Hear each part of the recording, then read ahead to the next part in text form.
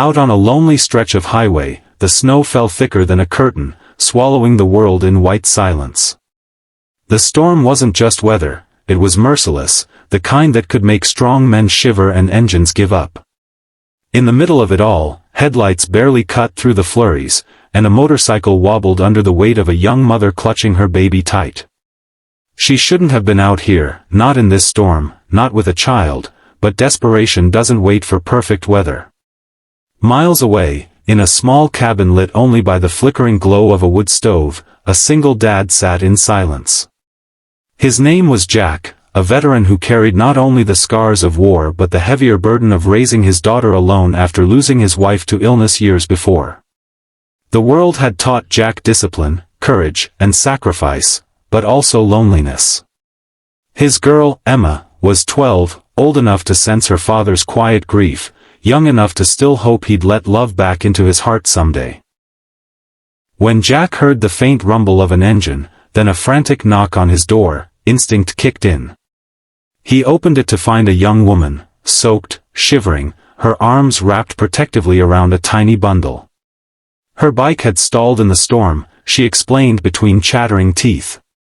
She had nowhere to go, no family nearby, just a hope that someone might let her in until the storm passed. Jack didn't hesitate.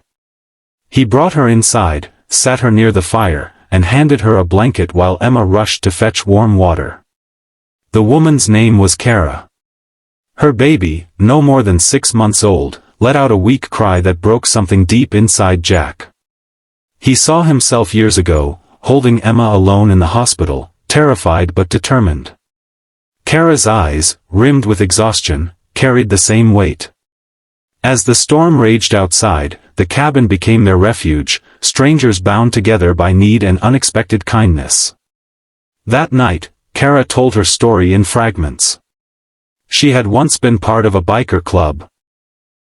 People she thought of as family, but when she got pregnant, the father disappeared, and the club turned its back on her. She had been drifting ever since, doing odd jobs, trying to keep her baby safe, but every door seemed to close before her. Jack listened, not with judgment, but with a quiet patience only someone who had known hardship could offer. Emma, in her innocent way, entertained the baby, giggling as the little hands clutched her hair. For the first time in a long while, Kara felt seen, not as a burden, but as a mother fighting for her child. By morning, the storm had cleared, but Kara's bike still sat frozen and useless. Jack offered her coffee, told her she could stay until she figured things out. Kara blinked back tears. "Why would you help me? You don't even know me." Jack simply said, "Because once, I needed someone too." Neither of them expected what came next. By mid-morning, the sound of engines echoed through the valley, first one, then 10, then dozens. Kara rushed to the window, heart racing. Down the road came a line of motorcycles, stretching farther than the eye could see, men and women, headlights blazing like a parade of steel and thunder. Over 100 bikes rolled to a stop outside Jack's cabin. It turned out Kara's old biker club had never truly forgotten her. Word had spread through the network of riders that she was stranded with her baby in the storm. What she thought was abandonment was more complicated: pride, fear, and broken trust, but family, no matter how messy, has a way of circling back. They had come for her, not to take her child away, but to stand behind her, to show her she wasn't alone anymore. Jack stepped outside, Emma at his side, watching the sight with awe. Kara's eyes filled with tears as one of the riders dismounted, a weathered man with gray streaks in his beard, and said, "You're still one of us. And your boy, he's one of us too." For Jack, watching this army of bikes line up in front of his quiet cabin was like witnessing a miracle. He had opened his door to a stranger, and now a community had come roaring into his life. Kara hugged him, whispering, "Thank you, for giving me a place when I had nowhere." The days that followed weren't easy, but they were full of promise. Jack found himself drawn to Kara's resilience, her fierce love for her child.